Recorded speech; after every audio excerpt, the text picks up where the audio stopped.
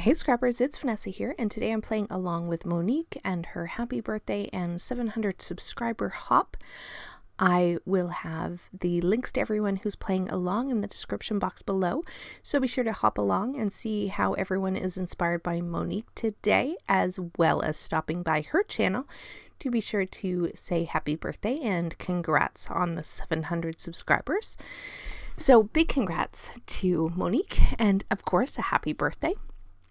Now, the layout that I have chosen to scrap lift today is up in the corner, and I really liked this layout because it had the torn paper that the photos are on top of, and I have been really enjoying tearing paper lately, and so I was inspired by this layout, and I also liked the sort of vertical top to bottom line of embellishing that was on the page.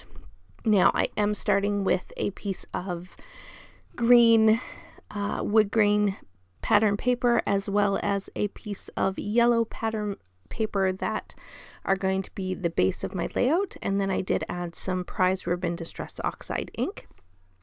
I'm going to set that off to the side to dry, and while it is drying, I'm going to take the blue and floral pattern paper as well as the coral pattern paper, and I am going to go ahead and tear the edges of those papers so that I can make the 3 paper layers to mirror what Monique has on her layout.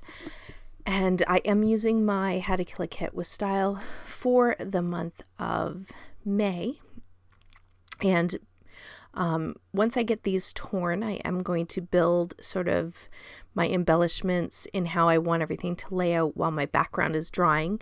And then when I come back here, you're going to see the layout with the pattern papers down, and I am going to go ahead and add all of the embellishing back on this page. And I do apologize because my page is actually frozen, and so I'm not sure if anything I'm saying is actually lining up with the layout. Okay, I paused my voiceover to try and get the video to come back so I can actually see what I'm doing, and I think it is working again. So here I am now building out those clusters that I had originally kind of laid out on my desk while my background was drying, and I do glue all of this down off camera, but I did want to sort of build the vertical line of embellishing that Monique has on her page, and I just pulled out a whole bunch of elements that matched the colors that I had going on in this page, and I'm just going to have fun and just rearrange these bits and pieces around the page till I get them looking how I want them to. When I go and glue it down later, you will notice that not everything goes back in exactly the same location. That is the one thing that when I'm building it and then I go, turn the camera off and I go to glue everything down, things tend to move, and that is exactly what happened. Excuse me.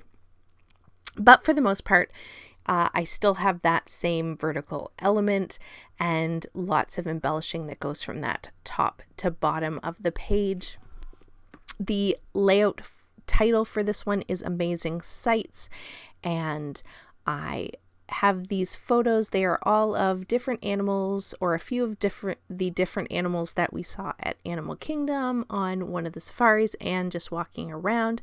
I had some photos that hadn't made it on a layout yet, and I have gone on the safari and been at Animal Kingdom many times, and so I always, regardless, still scrap all of the photos, and so these are just some from a particular trip that'll go in the album from that particular trip that I am scrapbooking in this photo. So there's no real story, just some fun photos that I am having fun with and getting to embellish with all of these beautiful supplies.